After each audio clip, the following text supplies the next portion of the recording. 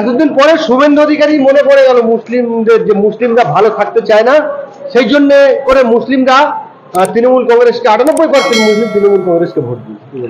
ঠিক আছে, তৃণমূল কংগ্রেসকে দিয়েছে, আসলে ব্যাপার হচ্ছে ওনার বক্তব্যের মধ্যে একটা গুরুত্ব আছে। গুরুত্বটা কি? কারণ হচ্ছে এই পশ্চিম বাংলার বুকে তৃণমূল কংগ্রেস দলীয় খাকি ঘটাচ্ছে, তৃণমূল কংগ্রেস বীরভূমের বক্তব্য ঘটাচ্ছে, তৃণমূল কংগ্রেস এলাকায় দেখলেন যে বিভিন্ন জেল বলুন, কোর্ট কাছারি বলুন, সব জায়গায় মুসলিমদের সংখ্যাটা অনেক বেশি।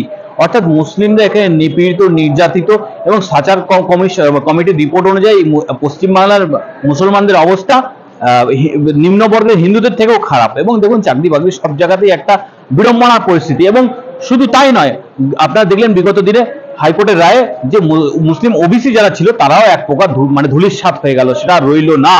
তো সুতরাং শুভেন্দু অধিকারী বলছে সেটা তার আলাদা রাজনৈতিক বক্তব্য, কিন্তু আলটিমেটলি পশ্চিমবাংলার মুসলমানদের অবস্থা খুবই খারাপ।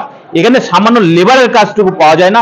সংখ্যালঘু অধ্যুষিত জেলা দক্ষিণ 24 পরগনা, উত্তর 24 পরগনা কিছুটা হলেও মেনলি মেজর সংখ্যালঘু অধ্যুষিত জেলা উত্তর দিনাজপুর, মালদা, মুর্শিদাবাদ, তারা কি করতে যায়? বাইরে লেবার খাটতে যায়। তো একটা লেবারের কাজ যে রাজ্য সরকার দিতে পারে না, তার তো এখানে মুসলিমরা খারাপ আছে, এটা বলতেই হবে।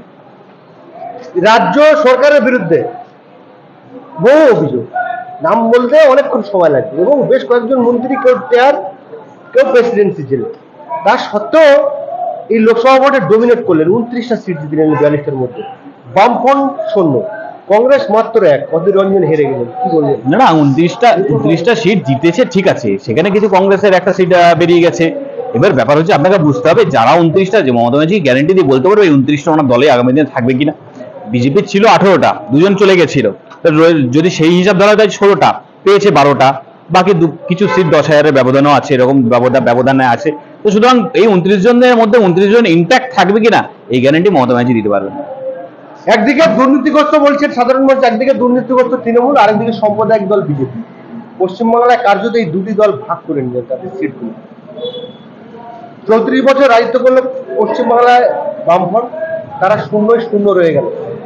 তাহলে কি মানুষ এই অভিযোগ এবং বিভিন্ন সম্প্রদায়, এগুলোকে মানুষ আর বিশ্বাস করছেন না, এগুলোকে মানুষ প্রাধান্য দিচ্ছেন? কি বলবেন? না দেখুন, বাম কংগ্রেসের একটা বেসিক সমস্যা আছে। সমস্যাটা কি হলো? সমস্যাটা হচ্ছে কেরলে দেখুন গত বিধানসভায় একে অপরের বিরুদ্ধে লড়েছে, আর পশ্চিমবাংলায় একে অপরের গলা ধরে লড়েছে। অর্থাৎ এখানে যে একটা নীতি আদর্শে যদি কথা বলা হয়, কোনো নীতি আদর্শ নেই, শুধু ক্ষমতা দখলের একটা লড়াই। যারা 34টা বছর সুযোগ পেয়েছে, তারা তো 34টা বছর মানে তো ছোটখাটো ব্যাপার না।